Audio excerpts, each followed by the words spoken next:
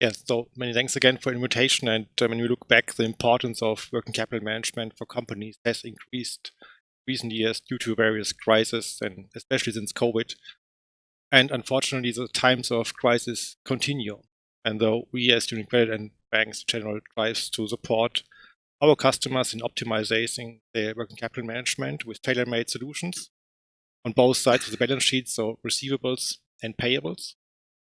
And in addition to our own working capital platform, we have a lot of successful collaborations with fintechs, and two of them are in this panel as well, in order to serve our clients' entire spectrum of needs in the most effective way.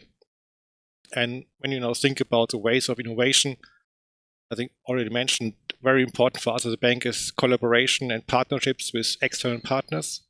And we work and we develop with our partners very closely new products or new enhancements and products for the companies and for our customers.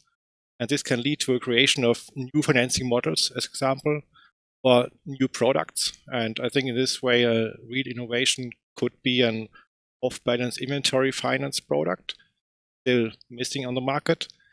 Or we can develop with these partners new variations or processes that lead at the end for improvements for all involved parties, meaning the company, so meaning the buyer, the supplier, the fintechs, and at the end for us as banks as well. But ultimately, for every new product or innovation, we need the perspective of our customers, because they stand in the middle of all what we are doing, and this will be a crucial part for innovation in the future.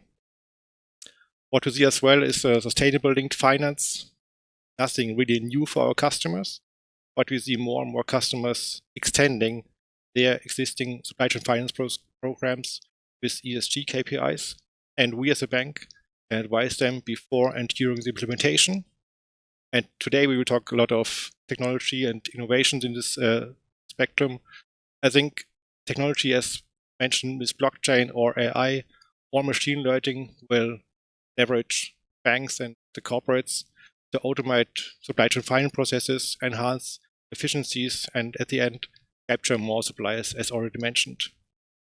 So when we sum up, the future of supply chain finance and working capital, I think, will be shaped by digital transformation and increased collaboration among corporates, financial institutions, and technology providers. So at the end, we have to use our ecosystem between all stakeholders to improve this innovation.